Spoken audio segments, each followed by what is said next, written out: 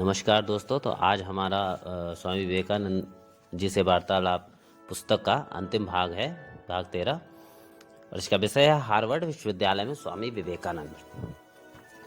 स्वामी जी ने 25 मार्च सन 1886 ईस्वी को संयुक्त राष्ट्र अमेरिका के हार्वर्ड विश्वविद्यालय की ग्रेजुएट दार्शनिक सभा में वेदांत दर्शन के बारे में एक व्याख्यान दिया था। व्याख्यान समाप्त होने पर श्रोताओं के साथ निम्न प्रश्नोत्तर हुए, जो कि आगे हैं। प्रश्न: मैं यह जानना चाहता हूं कि भारत में दार्शनिक चिंतन की वर्तमान अवस्था कैसी है। इन सब बातों को वहां आजकल कहां तक आलोचना होती है। उत्तर: मैंने पहले ही कहा है कि भारत में अधिकांश लोग द्वैतवादी हैं। अद्वैतवादियों की संख्या बहुत अल्प है। उस देश में आलोचना का प्रधान विषय है मायावाद और जीव तत्व। मैंने इस देश में आकर देखा कि यहाँ के श्रमिक संसार की वर्तमान राजनीतिक परिस्थिति से भलीभांति परिचित है, परंतु जब मैंने उनसे पूछा, धर्म कहने से तुम क्या समझते हो, अमुक अमुक संप्रदाय का धर्म मत किस प्रकार का है, तो उन्होंने कहा, ये सब बातें हम नहीं जानते, हम तो बस चर्च में जाते भर हैं। परंतु भारत में किसी किसान के पास जाकर यदि मैं पूछूं कि तुम्हारा शासनकर्ता कौन है, तो वह उत्तर देगा, यह बात मैं नहीं जानता, मैं तो केवल टैक्स दे देता हूँ। पर यदि मैं उससे धर्म के विषय में पूछूं तो वह तत्काल बता देगा कि वह द्वैतवादी है और माया तथा जीव तत्व के संबंध में वह अपनी धारणा को विस्तृत रूप से कहने के लिए भी तैयार हो जाएगा। वे पढ़ना लिखना नहीं जानते, परंतु इन बातों को उन्होंने साधु सन्यासियों से सीखा है और इन विषयों पर विचार करना उन्हें बहुत अच्छा लगता है। दिन भर काम करने के पश्चात पेड़ के नीचे बैठकर किसान लोग इन सब तत्वों पर विचार किया करते हैं। प्रश्न: कट्टर या असल हिंदू किसे कह सकते हैं? हिंदू धर्म में कट्टरता का क्या अर्थ है?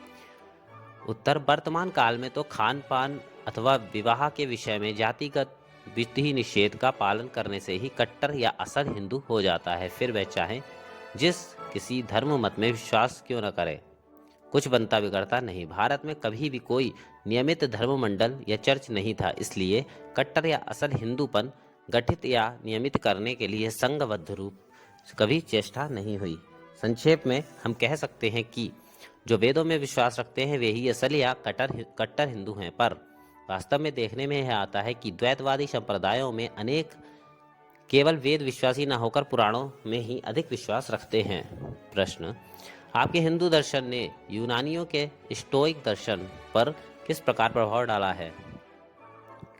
उत्तर: बहुत संभव है कि उसने सिकंदरिया निवासियों द्वारा उस पर कुछ प्रभाव डाला था। ऐसा संदेह किया जाता है कि पैथागोरस के उपदेशों में सांख्य दर्शन का प्रभाव विद्यमान है।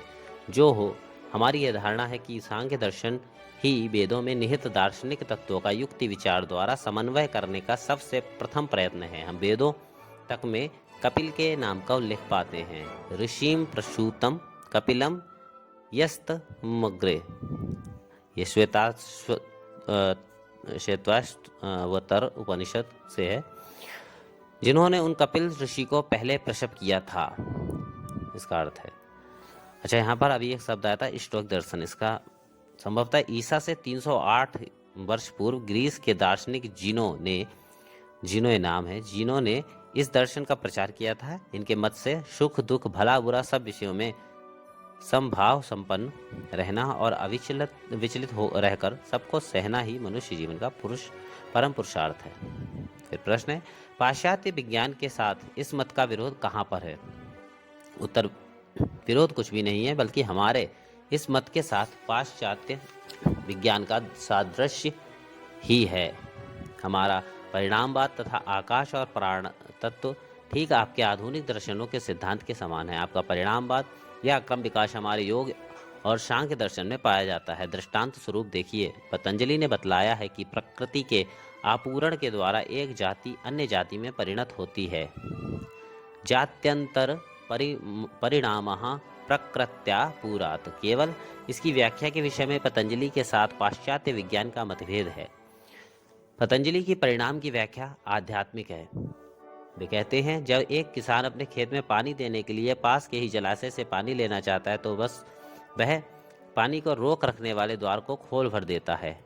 निमित्त प्रयोजकम प्रकृतिनाम वर्ण भेदस्तु तथा क्षेत्रिकवत। उसी प्रकार प्रत्येक मनुष्य पहले से ही अनंत शक्ति संपन्न है। केवल इन सब विभिन्न अवस्था चक्र रूपी द्वारों या प्रतिबंधों ने उसे बद्ध कर रखा है। इन प्रतिबंधों को हटाने मात्र से ही उसकी वह अनंत शक्ति बड़े वेग के साथ अभिव्यक्त होने लगती है। तिर्यक योनि में मनुष्यत्व गूढ़ भाव से निहित है। अनुकूल परिस्थिति उपस्थित होने पर वह तत्क्षण ही मानव रूप में अभिव्यक्त हो जाता है। उसी प्रकार उपयुक्त सुयोग तथा अवसर उपस्थित होने पर मनुष्य के भीतर जो ईश्वरत्व विद्यमान है वह अपने को अभिव्यक्त कर देता है। इसलिए आधुनिक नूतन मतवाद वालों के साथ विवाद करने को विशेष कुछ नहीं है। उदाहरणार्थ विषयानुभूति की प्रणाली के संबंध में सांख्य मत के साथ आधुनिक शरीर विधान शास्त्र का बहुत ही थोड़ा मतभेद है। प्रश्न, परंतु आप लोगों की ज्ञान लाभ प्रणाली भिन्न है। उत्तर, हाँ, हमारे मतानुसार मन की समस्त शक्तियों को एकमुखी करना ही ज्ञान लाभ का एकमात्र उपाय है।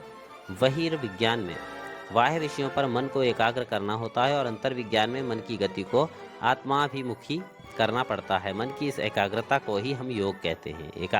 प्रश्न, एकाग्रता की दशा में क्या इन सब तत्वों का यथार्थ ज्ञान आप ही आप प्रकट होता है? उत्तर, योगी कहते हैं कि एकाग्रता शक्ति का फल अत्यंत महान है। उनका कहना है कि मन की एकाग्रता के बल से संसार के सारे सत्य बाह्य और आंतर दोनों जगत के सत्य करामल कवत प्रत्यक्ष हो जाते हैं। प्रश्न, अद्वैतवादी सृष्टि तत्व के विषय में क्या कहते हैं? उत्तर, अद्वैतवादी कहते हैं कि यह सारा सृष्टि तत्व तथा इस संसार में जो कुछ भी है सब माया के इस आपात प्रतीयमान प्रपंच के अंतर्गत है। वास्तव में इस सब का कोई अस्तित्व नहीं है, परंतु जब तक हम बद्ध हैं तब तक हमें यह दृश्य जगत देखना पड़ेगा। इस दृश्य जगत में घटनाएं कुछ निर्दिष्ट क्रम के अनुसार घटती रहती हैं, परंतु उसके परे न कोई नियम है न क्रम। वहाँ संपूर्ण मुक्ति, संपूर्ण स्वाधीनता है। प्रश्न, अद्वैतवाद तथा द्वैतवाद का विरोधी है? अद्वैतवाद क्या द्वैतवाद का विरोधी है? माफ कीजिए। उत्तर, उपनिषद प्रणालीबद्ध रूप से लिखित न होने के कारण जब कभी दार्शनिकों ने किसी प्रणालीबद्ध दर्शन शास्त्र की रचना करनी चाहिए तब उन्होंने इन उपनिषदों में से अपने अभिप्राय अनुकूल प्रामाणिक वाक्यों को चुन लिया है। इसी कारण सभी दर्शनकारों ने उपनिषदों को प्रमाण रूप से ग्रहण किया है, अन्यथा उनके दर्शन को किसी प्रकार का आधार ही नहीं रह जाता। तो भी हम देखते हैं कि उपनिषदों में सब प्रकार की विभिन्न चिंतन प्रणालियां विद्यमान हैं। हमारा यह सिद्धांत है कि अद्वैतवाद द्वैतवाद का विरोधी नहीं है। हम तो कहते हैं कि चरम ज्ञान में पहुंचने के लिए जो 3 सोपान हैं उनमें से द्वैतवाद एक है। धर्म में सर्वदा 3 सोपान देखने में आते हैं। प्रथम द्वैतवाद, उसके बाद मनुष्य अपेक्षाकृत उच्चतर अवस्था में उपस्थित होता है, वह है विशिष्टाद्वैतवाद, और अंत में उसे यह अनुभव होता है कि वह समस्त विश्व ब्रह्मांड के साथ अभिन्न है। यही चरम दशा अद्वैतवाद है। इसलिए इन तीनों में परस्पर विरोध नहीं है, बल्कि वे आपस में एक दूसरे के सहायक या पूरक हैं। प्रश्न, माया या अज्ञान के अस्तित्व का क्या कारण है? उत्तर, कार्य कारण संघात की सीमा के बाहर क्यों का प्रश्न नहीं पूछा जा सकता। माया राज्य के भीतर ही क्यों का प्रश्न पूछा जा सकता है। हम कहते हैं कि यदि न्याय शास्त्र के अनुसार तर्क संगत रूप में यह प्रश्न पूछा जा सके तभी हम उसका उत्तर देंगे, उसके पहले उसका उत्तर देने का हमें अधिकार नहीं है। प्रश्न, सगुण ईश्वर का क्या माया के अंतर्गत है? उत्तर, हाँ, पर यह सगुण ईश्वर माया रूपी आवरण के भीतर से परिदृश्य समान उस निर्गुण ब्रह्म के अतिरिक्त और कुछ नहीं है। माया या प्रकृति के अधीन होने पर वही निर्गुण ब्रह्म जीवात्मा कहलाता है और मायाधीश या प्रकृति के नियंता के रूप में वही ईश्वर या सगुण ब्रह्म कहलाता है। यदि कोई व्यक्ति सूर्य को देखने के लिए यहाँ से ऊपर की ओर यात्रा करे तो जब तक वह असल सूर्य के निकट नहीं पहुँचता तब तक वह सूर्य को क्रमशः अधिकाधिक बड़ा ही देखता जाएगा। वह जितना ही आगे बढ़ेगा उसे ऐसा मालूम होगा कि वह भिन्न भिन्न सूर्यों को देख रहा है, परंतु वास्तव में वह उसी एक सूर्य को देख रहा है, इसमें संदेह नहीं। इसी प्रकार हम जो कुछ देख रहे हैं उसी सभी उस निर्गुण ब्रह्म सत्ता के विभिन्न रूप मात्र हैं। इसलिए उस दृष्टि से ये सब सत्य है, इनमें से कोई भी मिथ्या नहीं है, परंतु यह कहा जा सकता है कि ये निम्नतर सोपान मात्र हैं। प्रश्न, उस पूर्ण निरपेक्ष सत्ता को जानने की विशेष प्रणाली कौन सी है? हमारे मत में 2 प्रणालियां हैं। उनमें से एक तो अस्ति भाव द्योतक या प्रवृत्ति मार्ग है और दूसरी नास्ति भाव द्योतक या निवृत्ति मार्ग है। प्रथमोक्त मार्ग से सर्वसाधारण लोग चलते हैं। इसी पथ से हम प्रेम के द्वारा उस पूर्ण वस्तु का प्राप्त करने की चेष्टा कर रहे हैं। यदि प्रेम की परिधि अनंत गुनी बढ़ा दी जाए तो हम उसी सार्वजनीन प्रेम में पहुंच जाएंगे। दूसरे पथ में नेति नेति अर्थात यह नहीं इस प्रकार की साधना करनी पड़ती है। साधना में चित्त की जो कोई तरंग मन को बहिर्मुखी बनाने की चेष्टा करती है उसका निवारण करना पड़ता है। अंत में मन ही मानव मर जाता है, तब सत्य स्वयं प्रकाशित हो जाता है। हम इसी को समाधि या ज्ञानातीत अवस्था या पूर्ण ज्ञानावस्था कहते हैं। प्रश्न, तब तो यह विषयी ज्ञाता या दृष्टा को विषय अर्थात ज्ञेय या दृश्य में डुबा देने की अवस्था हुई। उत्तर, विषयी को विषय में नहीं वरन विषय को विषयी में डुबा देने की। वास्तव में यह जगत विलीन हो जाता है, केवल मैं रह जाता है, एकमात्र मैं ही वर्तमान रहता है। प्रश्न, हमारे कुछ जर्मन दार्शनिकों का मत है कि भारतीय भक्तिवाद संभवतः पाश्चात्य प्रभाव का ही फल है। उत्तर, इस विषय में मैं उनसे सहमत नहीं हूँ। इस प्रकार का अनुमान एक क्षण के लिए भी नहीं टिक सकता। भारतीय भक्ति पाश्चात्य देशों की भक्ति के समान नहीं है। भक्ति के संबंध में हमारी मुख्य धारणा यह है कि उसमें भय का भाव बिल्कुल ही नहीं रहता है केवल भगवान के प्रति प्रेम। दूसरी बात यह है कि ऐसा अनुमान बिल्कुल अनावश्यक है। भक्ति की बातें हमारी प्राचीनतम उपनिषदों तक में विद्यमान हैं और ये उपनिषदें ईसाइयों की बाइबल से बहुत प्राचीन हैं। संहिता में भी भक्ति का बीज देखने में आता है। फिर भक्ति शब्द भी कोई पाश्चात्य शब्द नहीं है। वेद मंत्र में श्रद्धा शब्द का जो उल्लेख है उसी से क्रमशः भक्तिवाद का उद्भव हुआ था। प्रश्न, ईसाई धर्म के संबंध में भारतवासियों की क्या धारणा है? उत्तर, बड़ी अच्छी धारणा है। वेदांत सभी को ग्रहण करता है। दूसरे देशों की तुलना में भारत में हमारी धर्म शिक्षा का एक विशेषत्व है। मान लीजिए मेरे एक लड़का है, मैं उसे किसी धर्म मत की शिक्षा नहीं दूंगा। मैं उसे प्राणायाम सिखाऊंगा, मन को एकाग्र करना सिखाऊंगा और थोड़ी बहुत सामान्य प्रार्थना की शिक्षा दूंगा, परंतु वैसी प्रार्थना नहीं जैसी आप समझते हैं, वरन इस प्रकार की कुछ प्रार्थना जिन्होंने इस विश्व ब्रह्मांड की सृष्टि की है। मैं उनका ध्यान करता हूँ, वे मेरे मन को ज्ञान लोक से आलोकित करें। इस प्रकार उसकी धर्म शिक्षा रहेगी। इसके बाद वह विभिन्न बतावलंबी दार्शनिकों एवं आचार्यों के मत सुनता रहेगा। उनमें से जिनका मत वह अपने लिए सबसे अधिक उपयुक्त समझेगा उन्हीं को वह गुरु रूप से ग्रहण करेगा और वह स्वयं उनका शिष्य बन जाएगा। वह उनसे प्रार्थना करेगा, आप जिस दर्शन का प्रचार कर रहे हैं वही सर्वोत्कृष्ट है, अतएव आप कृपा करके मुझे उसकी शिक्षा दीजिए। हमारी मूल बात यह है कि आपका मत मेरे लिए तथा मेरा मत आपके लिए उपयोगी नहीं हो सकता। प्रत्येक का साधन पथ भिन्न भिन्न होता है। यह भी हो सकता है कि मेरी लड़की का साधन मार्ग एक प्रकार का हो, मेरे लड़के का दूसरे प्रकार का और मेरा इन दोनों से बिल्कुल भिन्न प्रकार का। अतः प्रत्येक व्यक्ति का इष्ट या निर्वाचित पथ भिन्न भिन्न हो सकता है और सब लोग अपने अपने साधन मार्ग की बातें गुप्त रखते हैं। अपने साधन पथ के विषय में केवल मैं जानता हूँ और मेरे गुरु, किसी तीसरे व्यक्ति को यह नहीं बताया जाता, क्योंकि हम दूसरों से वृथा विवाद करना नहीं चाहते। फिर इसे दूसरों के पास प्रकट करने से उनका कोई लाभ नहीं होता, क्योंकि प्रत्येक को ही अपना अपना मार्ग चुन लेना पड़ता है। इसीलिए सर्वसाधारण को केवल सर्वसाधारणोपयोगी दर्शन और साधना प्रणाली का ही उपदेश दिया जा सकता है। एक दृष्टांत लीजिए, अवश्य उसे सुनकर आप हंसेंगे। मान लीजिए एक पैर पर खड़े रहने से शायद मेरी उन्नति में कुछ सहायता होती हो, परंतु इसी कारण यदि मैं सभी को एक पैर पर खड़े होने का उपदेश देने लगूं तो क्या यह हंसी की बात ना होगी? हो सकता है कि मैं द्वैतवादी हूं और मेरी स्त्री अद्वैतवादी। मेरा कोई लड़का इच्छा करे तो ईशा, बुद्ध या मोहम्मद का उपासक बन सकता है।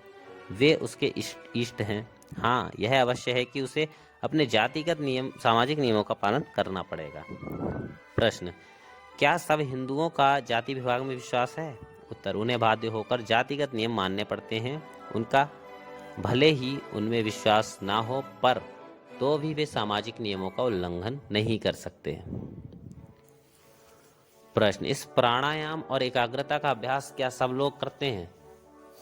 उत्तर, हाँ, पर कोई कोई लोग बहुत थोड़ा करते हैं। धर्मशास्त्र के आदेश का उल्लंघन न करने के लिए जितना करना पड़ता है बस उतना ही करते हैं। भारत के मंदिर यहाँ के गिरजाघरों के समान नहीं है। चाहे तो कल ही सारे मंदिर गायब हो जाएं तो भी लोगों को उनका अभाव महसूस नहीं होगा। स्वर्ग की इच्छा से, पुत्र की इच्छा से अथवा इसी प्रकार की और किसी कामना से लोग मंदिर बनवाते हैं। हो सकता है किसी ने एक बड़े भारी मंदिर की प्रतिष्ठा कर उसमें पूजा के लिए 2-4 पुरोहितों को भी नियुक्त कर दिया, पर मुझे वहां जाने की कुछ भी आवश्यकता नहीं है, क्योंकि मेरा जो कुछ पूजा पाठ है वह मेरे घर में ही होता है। प्रत्येक घर में एक अलग कमरा होता है जिसे ठाकुर घर या पूजा गृह कहते हैं।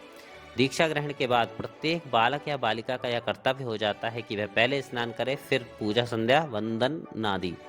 उसकी इस पूजा या उपासना का अर्थ है प्राणायाम, ध्यान या किसी मंत्र विशेष का जप। और एक बात की ओर विशेष ध्यान देना पड़ता है, वह है साधना के समय शरीर को हमेशा सीधा रखना। हमारा विश्वास है कि मन के बल से शरीर को स्वस्थ और सबल रखा जा सकता है। एक व्यक्ति इस प्रकार पूजा आदि करके चला जाता है, फिर दूसरा आकर वहां बैठकर अपना पूजा पाठ आदि करने लगता है। सभी निस्तब्ध भाव से अपनी अपनी पूजा करके चले जाते हैं। कभी कभी एक ही कमरे में 3-4 व्यक्ति बैठकर उपासना करते हैं, परंतु उनमें से हर एक की उपासना प्रणाली भिन्न भिन्न हो सकती है। इस प्रकार की पूजा प्रतिदिन कम से कम 2 बार करनी पड़ती है।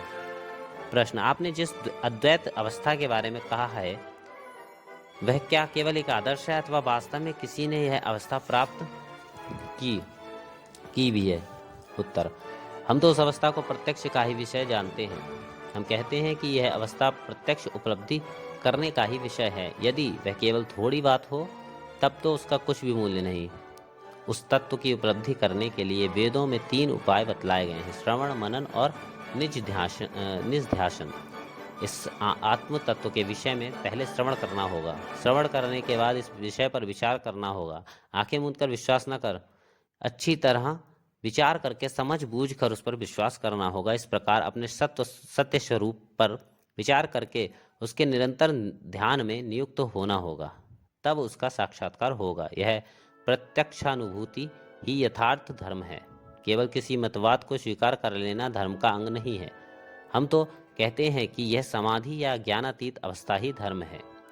प्रश्न, यदि आप कभी इस समाधि अवस्था को प्राप्त कर लें तो क्या आप उसका वर्णन भी कर सकेंगे? उत्तर, नहीं, परंतु समाधि अवस्था या पूर्ण ज्ञान की अवस्था प्राप्त हुई है या नहीं, इस बात को हम जीवन के ऊपर उसके फलाफल को देखकर जान सकते हैं। एक मूर्ख व्यक्ति जब सोकर उठता है तो वह पहले जैसा मूर्ख था, अब भी वैसा ही मूर्ख रहता है। शायद पहले से और भी खराब हो सकता है, परंतु जब कोई व्यक्ति समाधि में स्थित होता है तो वहां से उत्थान के बाद वह एक तत्वज्ञ साधु महापुरुष हो जाता है। इसी से स्पष्ट है कि ये दोनों अवस्थाएं कितनी भिन्न भिन्न हैं। प्रश्न, मैं प्राध्यापक XX के प्रश्न का सूत्र पकड़ते हुए यह पूछना चाहता हूं कि क्या आप ऐसे लोगों के विषय में जानते हैं जिन्होंने आत्म सम्मोहन तत्व का कुछ अध्ययन किया है? अवश्य ही प्राचीन भारत में इस विद्या की बहुत चर्चा होती थी, पर अब उतनी दिखाई नहीं देती। मैं यह जानना चाहता हूं कि जो लोग आजकल उसकी चर्चा और साधना करते हैं उनका इस विद्या के विषय में क्या कहना है, और वे इसका अभ्यास या साधना किस तरह करते हैं? उत्तर, आप पाश्चात्य देश में जिस सम्मोहन विद्या अर्थात हिप्नोटिज्म कहते हैं वह तो असली व्यापार का एक सामान्य अंग मात्र है। हिंदू लोग उसे आत्माप सम्मोहन यानी कि सेल्फ दी हाइप्नोटिशेशन कहते हैं। हाइप्नोटाइजेशन कहते हैं। वे कहते हैं आप तो पहले से ही सम्मोहित हैं। इस सम्मोहित भाव को दूर करना होगा, अपसम्मोहित या विगत मोह होना होगा। न तत्र सूर्यों भाति न चंद्र तारकम नेमा विद्युतो भांति कुतो अयमग्निः तमेव भांत मनुभाति सर्वम तस्य भाषा सर्वमिदं विभाति। वहाँ सूर्य प्रकाशित नहीं होता, चंद्र, तारका, विद्युत भी नहीं, तो फिर इस सामान्य अग्नि की बात ही क्या? उन्हीं के प्रकाश से समस्त प्रकाशित हो रहा है।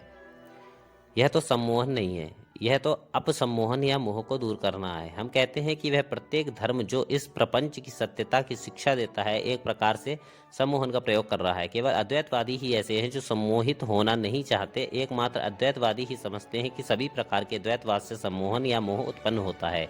इसलिए अद्वैतवादी कहते हैं वेदों को भी अपरा विद्या समझकर उनके अतीत हो जाओ, सगुण ईश्वर के भी परे चले जाओ, सारे विश्व ब्रह्मांड को भी दूर फेंक दो। इतना ही नहीं, अपने शरीर मन आदि को भी पार कर जाओ, कुछ भी शेष न रहने पाए, तभी तुम संपूर्ण रूप से मोह से मुक्त हो पाओगे। यतो वाचो निवर्तन्ते अप्राप्य मनसा सह आनंदम ब्रह्मणो विद्वान न विभेति कदाचन। कठोपनिषद और तैत्तिरीयोपनिषद से लिए गए हैं श्लोक। इस अर्थ है, मन के सहित वाणी जिसे न पाकर जहाँ से लौट आती है, उस ब्रह्म के आनंद को जानने पर फिर किसी प्रकार का भय नहीं रह जाता। यही अपसम्मोहन है। न पुण्यम न पापम न सौख्यम न दुखम न मंत्रो न तीर्थम न वेदा न यज्ञः अहम भोजनम नैव भोज्यम न भोक्ता चिदानंद रूपः शिवोहम शिवोहम। मेरे ना कोई पुण्य है ना पाप, न सुख है न दुख। मेरे लिए मंत्र तीर्थ वेद या यज्ञ कुछ भी नहीं है। मैं भोजन भोज्य या भोक्ता कुछ भी नहीं हूँ। मैं तो चिदानंद स्वरूप शिव हूँ। मैं ही शिव मंगल स्वरूप हूँ। हम लोग सम्मोहन विद्या के सारे तत्व जानते हैं। हमारी जो मनस तत्व विद्या है उसके विषय में पाश्चात्य देश वालों ने हाल ही में थोड़ा थोड़ा जानना प्रारंभ किया है, परंतु दुख की बात है कि अभी तक वे उसे पूर्ण रूप से नहीं जान सके हैं। आप लोग एस्ट्रल बॉडी अर्थात सूक्ष्म शरीर को क्या कहते हैं? प्रश्न है ये। उत्तर, हम उसे लिंग शरीर कहते हैं। जब इस देह का नाश होता है तब दूसरे शरीर का ग्रहण किस प्रकार होता है? जड़ भूत को छोड़कर शक्ति नहीं रह सकती। इसलिए सिद्धांत यह है कि देह त्याग होने के पश्चात भी सूक्ष्म भूत का कुछ अंश हमारे साथ रह जाता है। अंतरिंद्रियां इस सूक्ष्म भूत की सहायता से और एक नूतन देह तैयार कर लेती हैं, क्योंकि प्रत्येक ही अपनी अपनी देह बना रहा है। मन ही शरीर को तैयार करता है। यदि मैं साधु बनूं तो मेरा मस्तिष्क साधु के मस्तिष्क में परिणत हो जाएगा। योगी कहते हैं कि वे इसी जीवन में अपने शरीर को देव शरीर में परिणत कर सकते हैं। योगी अनेक चमत्कार दिखाते हैं। ढेर कोरे मतवादों की अपेक्षा अल्प अभ्यास का मूल्य बहुत अधिक है। अतएव मुझे यह कहने का अधिकार नहीं है कि अमुक अमुक बातें घटती मैंने नहीं देखी, इसलिए वे मिथ्या हैं। योगियों के ग्रंथों में लिखा है कि अभ्यास के द्वारा सब प्रकार के बड़े अद्भुत फलों की प्राप्ति हो सकती है। नियमित रूप से अभ्यास करने पर अल्प काल में ही थोड़े बहुत फल की प्राप्ति हो जाती है, जिससे यह जाना जा सकता है कि इसमें कुछ कपट या धोखेबाजी नहीं है। और इन सब शास्त्रों में जिन अलौकिक बातों का उल्लेख है उनकी व्याख्या योगी वैज्ञानिक रीति से करते हैं। अब प्रश्न यह है कि संसार की सभी जातियों में इस प्रकार के अलौकिक कार्यों का विवरण कैसे लिपिबद्ध किया गया? जो व्यक्ति कहता है कि ये सब मिथ्या है अथवा इनकी व्याख्या करने की कोई आवश्यकता नहीं, उसे युक्तिवादी विचारक नहीं कहा जा सकता। जब तक आप उन बातों को भ्रमात्मक प्रमाणित नहीं कर सकते तब तक उन्हें अस्वीकार करने का अधिकार आपको नहीं है। आपको यह प्रमाणित करना होगा कि इन सब का कोई आधार नहीं है, तभी उनको अस्वीकार करने का अधिकार आपको होगा। परंतु आप लोगों ने तो ऐसा किया नहीं। दूसरी ओर योगी कहते हैं कि यह सब व्यापार वास्तव में अद्भुत नहीं है, और वे इस बात का दावा करते हैं कि ऐसी क्रियाएं वे अभी भी कर सकते हैं। भारत में आज भी अनेक अद्भुत घटनाएं होती रहती हैं, परंतु उनमें से कोई भी किसी अप्राकृतिक शक्ति द्वारा नहीं घटती। इस विषय पर अनेक ग्रंथ विद्यमान हैं। जो हो इस दिशा में और कुछ ना हुआ हो तो भी वैज्ञानिक रूप से मनुष्य तत्व की आलोचना करने के प्रयत्न का सारा श्रेय योगियों को ही देना चाहिए।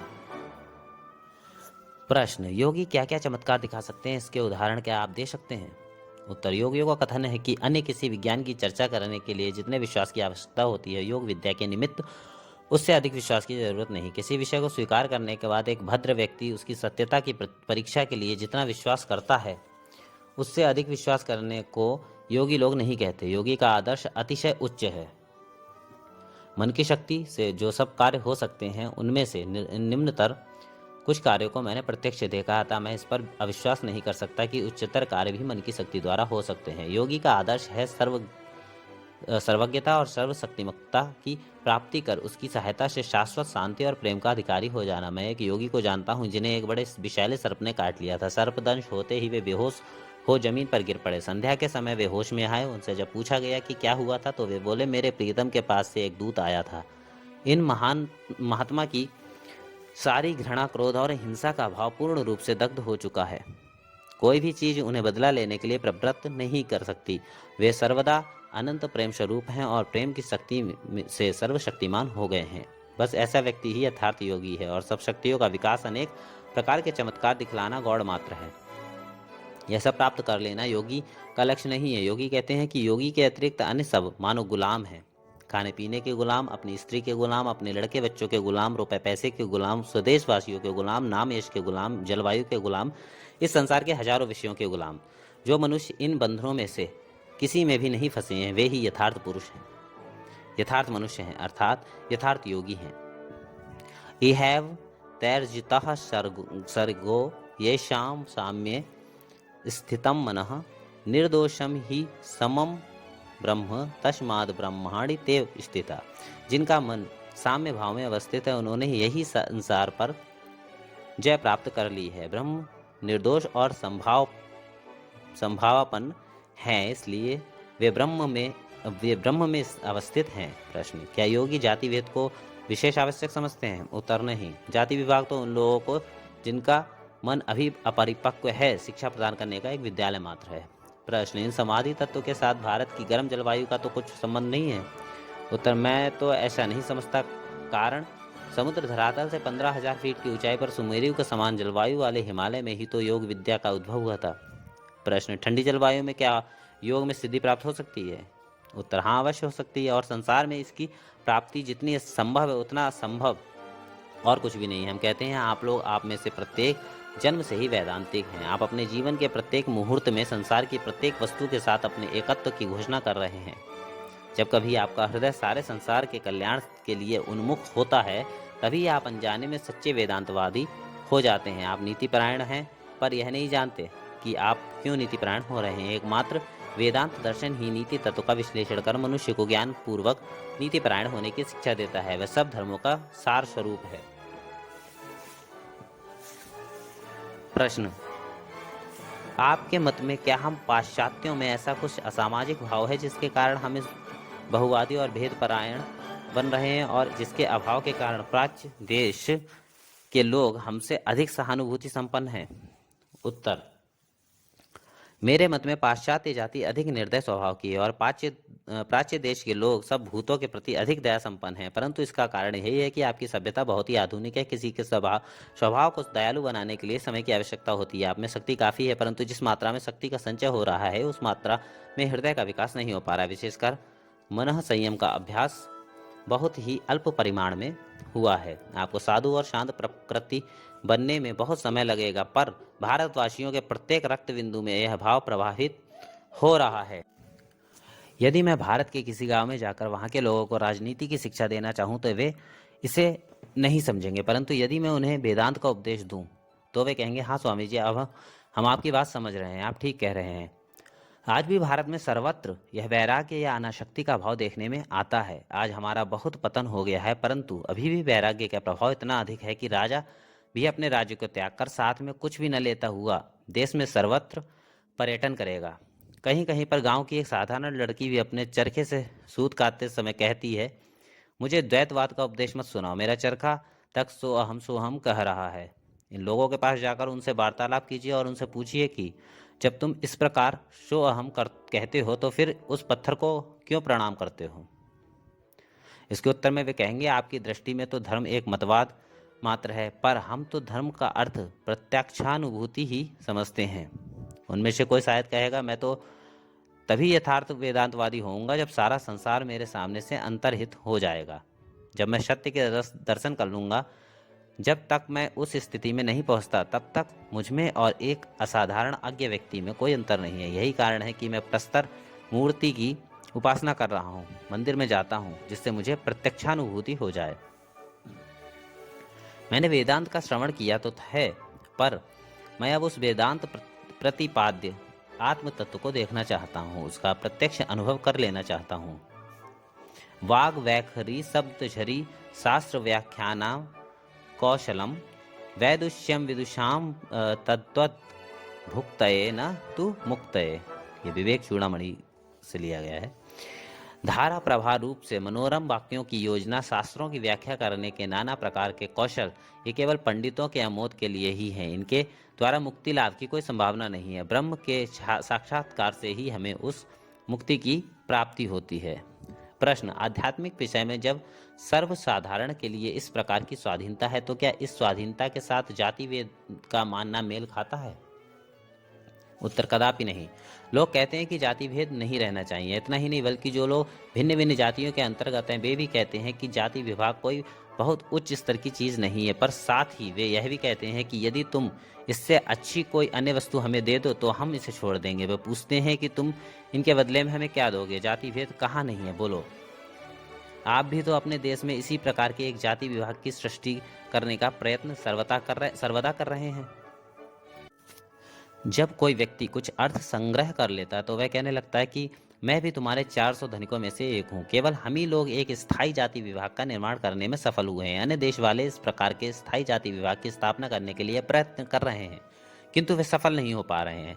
यह सच है कि हमारे समाज में काफी कुसंस्कार और बुरी बातें हैं, पर क्या आपके देश के कुसंस्कारों तथा बुरी बातों को हमारे देश में प्रचलित कर देने से ही सब ठीक हो जाएगा? जाति भेद के कारण ही तो आज भी हमारे देश के 30 करोड़ लोगों को खाने के लिए रोटी का एक टुकड़ा मिल रहा है। हाँ, यह सच है कि रीति नीति की दृष्टि से इसमें अपूर्णता है, पर यदि यह जाति विभाग ना होता तो आज आपको एक भी संस्कृत ग्रंथ पढ़ने के लिए ना मिलता।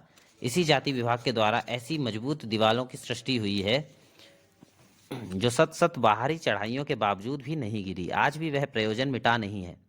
इसलिए अभी तो जाति विभाग बना हुआ है। 700 वर्ष पहले जाति विभाग जैसा था, आज वह वैसा नहीं है। उस पर जितने ही आघात होते गए वह उतना ही दृढ़ होता गया। क्या आप यह नहीं जानते कि केवल भारत ही एक ऐसा राष्ट्र है जो दूसरे राष्ट्रों पर विजय प्राप्त करके अपनी सीमा से कभी बाहर नहीं गया?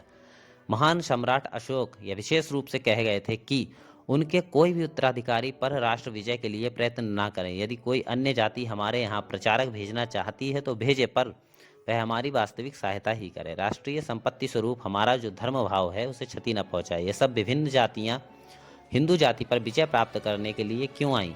क्या हिंदुओं ने अन्य जातियों का कुछ अनिष्ट किया था? बल्कि जहां तक संभव था उन्होंने संसार का उपकार ही किया था। उन्होंने संसार को विज्ञान, दर्शन और धर्म की शिक्षा दी तथा संसार की अनेक असभ्य जातियों को सभ्य बनाया। परंतु उसके बदले में उनको क्या मिला? रक्तपात, अत्याचार और दुष्ट काफिर, यह शुभ नाम। वर्तमान काल में भी पाश्चात्य व्यक्तियों द्वारा लिखित भारत संबंधी ग्रंथों को पढ़कर देखिए तथा वहाँ अर्थात भारत में भ्रमण करने के लिए जो लोग गए थे उनके द्वारा लिखित आख्यायिकाओं को पढ़िए। आप देखेंगे उन्होंने भी हिंदुओं को हिदन कहकर गालियां दी हैं। मैं पूछता हूँ, भारतवासियों ने ऐसा कौन सा अनिष्ट किया है जिसके प्रतिशोध में उनके प्रति इस प्रकार की लांछनपूर्ण बातें कही जाती हैं? प्रश्न, सभ्यता के विषय में वेदांत की क्या धारणा है? उत्तर, आप दार्शनिक लोग हैं। आप यह नहीं मानते कि रुपए की थैली पास रहने से ही मनुष्य मनुष्य में कुछ भेद उत्पन्न हो जाता है। इन सब कल कारखानों और जड़ विज्ञानों का मूल्य क्या है? उनसे तो बस एक ही लाभ होता हुआ देखने में आता है, वे सर्वत्र विज्ञान का विस्तार करते हैं। आप अभाव अथवा दारिद्र्य की समस्या को हल नहीं कर सके, बल्कि आपने तो अभाव की मात्रा और बढ़ा दी है। यंत्रों की सहायता से दारिद्र्य समस्या का भी समाधान नहीं हो सकता। उनके द्वारा जीवन संग्राम और भी तीव्र होता जाता है, प्रतियोगिता और भी बढ़ जाती है। जड़ प्रकृति का क्या कोई स्वतंत्र मूल्य है? कोई व्यक्ति यदि तार के माध्यम से बिजली का प्रवाह भेज सकता है तो आप उसी समय उसका स्मारक बनाने के लिए उद्यत हो जाते हैं। क्यों? क्या प्रकृति स्वयं यह कार्य लाखों बार नित्य नहीं करती? प्रकृति में सब कुछ पहले से ही विद्यमान है, नहीं है? आपको उसकी प्राप्ति हुई भी तो उससे क्या लाभ? वह तो पहले से ही वहाँ वर्तमान में है। उसका एकमात्र मूल्य यही है कि वह हमें भीतर से उन्नत बनाता है। यह जगत मानो एक व्यायामशाला के सदृश है। इसमें जीवात्मा गण अपने अपने कर्म के द्वारा अपनी अपनी उन्नति कर रहे हैं और इसी उन्नति फलस्वरूप हम देव स्वरूप या ब्रह्म स्वरूप हो जाते हैं। तक किस विषय में भगवान का कितना प्रकाश है ये जानकर ही उस विषय का मूल्य या सार निर्धारित करना चाहिए। सभ्यता का अर्थ है मनुष्य में इसी ईश्वरत्व की अभिव्यक्ति। प्रश्न, क्या बौद्धों में भी किसी प्रकार का जाति विभाग है? उत्तर, बौद्धों में कभी कोई विशेष जाति विभाग नहीं था और भारत में बौद्धों की संख्या भी बहुत थोड़ी है। बुद्ध एक समाज सुधारक थे, फिर भी मैंने बौद्ध देशों में देखा है जहाँ जाति विभाग की सृष्टि करने के बहुत प्रयत्न हो रहे हैं, पर उसमें सफलता नहीं मिली। बौद्धों का जाति विभाग वास्तव में नहीं जैसा ही है, परंतु मन ही मन वे स्वयं को उच्च जाति मानकर गर्व करते हैं। बुद्ध एक वेदांतवादी सन्यासी थे। उन्होंने एक नए संप्रदाय की स्थापना की थी, जैसे कि आजकल नए नए संप्रदाय स्थापित हो रहे हैं। जो सब भाव आजकल बौद्ध धर्म के नाम से प्रचलित हैं वे वास्तव में बुद्ध के अपने नहीं थे, वे तो उनसे भी बहुत प्राचीन थे। बुद्ध एक महापुरुष थे, उन्होंने इन भावों में शक्ति का संचार कर दिया था। बौद्ध धर्म का सामाजिक भाव ही उसकी नवीनता है। ब्राह्मण और क्षत्रिय ही सदा से हमारे आचार्य रहे हैं। उपनिषदों में से अधिकांश तो क्षत्रियों द्वारा ही रचे गए हैं और वेदों का कर्मकांड भाग ब्राह्मणों द्वारा। समग्र भारत में हमारे जो बड़े बड़े आचार्य हो गए हैं उनमें से अधिकांश क्षत्रिय थे और उनके उपदेश भी बड़े उदार और सार्वजनीन हैं, परंतु केवल 2 ब्राह्मण आचार्यों को छोड़कर से सब ब्राह्मण आचार्य अनुदार भाव संपन्न थे। भगवान के अवतार के रूप में पूजे जाने वाले राम, कृष्ण, बुद्ध ये सभी क्षत्रिय थे। प्रश्न, संप्रदाय, अनुष्ठान, शास्त्र ये सब क्या तत्व की उपलब्धि में सहायक हैं? उत्तर, तत्व साक्षात्कार हो जाने पर मनुष्य सब कुछ छोड़ देता है। विभिन्न संप्रदाय, अनुष्ठान, शास्त्र आदि की वहीं तक उपयोगिता है जहां तक वे उस पूर्णत्व की अवस्था में पहुंचने के लिए सहायक है, परंतु जब उनसे कोई सहायता नहीं मिल पाती तब अवश्य उनमें परिवर्तन करना चाहिए। न बुद्धि वेदम जन येद ज्ञानाम कर्म संगिनाम जोश ये सर्व कर्माणि विद्वान युक्ता समाचरन् शक्ता कर्मण्य विद्वांसो यथा कुर्वन्ति भारत कुर्याद्विद्वांस शक्तश्चिकीर्षु लोक संग्रहम। अर्थात ज्ञानी व्यक्ति को कभी भी अज्ञानी की अवस्था के प्रति घृणा प्रदर्शित नहीं करनी चाहिए और न उनकी अपनी साधन प्रणाली में उनके विश्वास को नष्ट ही करना चाहिए, बल्कि ज्ञानी व्यक्ति को चाहिए कि वह उनको ठीक ठीक मार्ग प्रदर्शित करे जिससे वे उस अवस्था में पहुंच जाएं जहां वह स्वयं पहुंचा हुआ है। प्रश्न, वेदांत व्यक्तित्व, इंडिविजुअलिटी और नीति की व्याख्या किस प्रकार करता है? इंडिविजुअलिटी का मतलब है, अंग्रेजी के इंडिविजुअल शब्द में अविभाज्य और व्यष्टि दोनों भाव निहित हैं। स्वामी जी जब उत्तर में कहते हैं कि ब्रह्म ही यथार्थ, यथार्थ का मतलब इंडिविजुअल है, तब प्रथमोक्त भाव को अर्थात उपचय अपचयहीन अभिभाज्यता को ही वे लक्ष्य करते हैं। फिर वे कहते हैं कि उस सत्ता ने माया के कारण पृथक पृथक व्यक्ति के आकार धारण किए हैं। इसका उत्तर पढ़ते हैं, वह पूर्ण ब्रह्म ही यथार्थ अविभाज्य व्यक्तित्व है। माया द्वारा उसने पृथक पृथक व्यक्ति के आकार धारण किए हैं। केवल ऊपर से ही इस इकाई का बोध हो रहा है, पर वास्तव में वह सदैव वही पूर्ण ब्रह्म स्वरूप है। वास्तव में सत्ता एक ही है, पर माया के कारण वह विभिन्न रूपों में प्रतीत हो रही है। समस्त भेद बोध माया में है, पर इस माया के भीतर भी सर्वदा उसी एक की ओर लौट जाने की चेष्टा चली हुई है। प्रत्येक जाति की नीति के भीतर यही चेष्टा अभिव्यक्त हुई है, क्योंकि यह तो जीवात्मा का स्वभावगत प्रयोजन है। वह इस प्रकार की चेष्टा द्वारा उसी एकत्व की प्राप्ति के लिए प्रयत्न कर रहा है और एकत्व लाभ की इस चेष्टा को ही हम नीति कहते हैं। इसीलिए हमें सर्वदा नीति परायण होना चाहिए। प्रश्न, किंतु नीति शास्त्र का अधिकांश भाग क्या विभिन्न व्यक्तियों के पारस्परिक संबंध को ही लेकर नहीं है? उत्तर, अधिकांश भाग ही क्यों, संपूर्ण नीति शास्त्र इन्हीं संबंधों को लेकर है। पूर्ण ब्रह्म कभी भी माया की सीमा के भीतर नहीं आ सकता। प्रश्न, आपने कहा कि मैं ही वह पूर्ण ब्रह्मा हूं। मैं आपसे पूछने वाला था कि इस मैं या अहम के कोई ज्ञान रहता है या नहीं? उत्तर, यह अहम या मैं उसी पूर्ण ब्रह्म का प्रकाश स्वरूप है और इस अभिव्यक्त दशा में उसमें जो प्रकाश शक्ति कार्य कर रही है उसी को हम ज्ञान कहते हैं। इसीलिए उस पूर्ण ब्रह्म के ज्ञान स्वरूप में ज्ञान शब्द का प्रयोग ठीक नहीं है, क्योंकि वह पूर्णावस्था तो इस सापेक्ष ज्ञान के परे है। प्रश्न, यह सापेक्ष ज्ञान क्या पूर्ण ज्ञान के अंतर्गत है? उत्तर, हाँ, एक दृष्टि से सापेक्ष ज्ञान को पूर्ण ज्ञान के अंतर्गत कहा जा सकता है। जिस प्रकार सोने की मोहर भुनाने पर छोटे छोटे सिक्कों में बदली जा सकती है, उसी प्रकार इस पूर्ण अवस्था से सब प्रकार के ज्ञान की उत्पत्ति की जा सकती है। इस पूर्ण अवस्था को अतिचेतन, ज्ञानातीत या पूर्ण ज्ञान की अवस्था कहते हैं। चेतन और अचेतन दोनों उसके अंतर्गत हैं। जो व्यक्ति इस पूर्ण ज्ञानावस्था को प्राप्त कर लेता है उसमें यह सापेक्ष साधारण ज्ञान भी पूर्ण रूप से विद्यमान रहता है। जब वह ज्ञान की इस दूसरी अवस्था अर्थात हमारी परिचित सापेक्ष ज्ञानावस्था का अनुभव करना चाहता है तो उसे एक सीढ़ी नीचे उतर आना पड़ता है। सापेक्ष ज्ञान एक निम्नतर अवस्था है, केवल माया के भीतर ही इस प्रकार का ज्ञान हो सकता है। तो दोस्तों, आज हमारी जो पुस्तक थी स्वामी विवेकानंद जी से वार्तालाप वो पूरी हो चुकी है। मिलते हैं अगली पुस्तक के साथ। नमस्कार।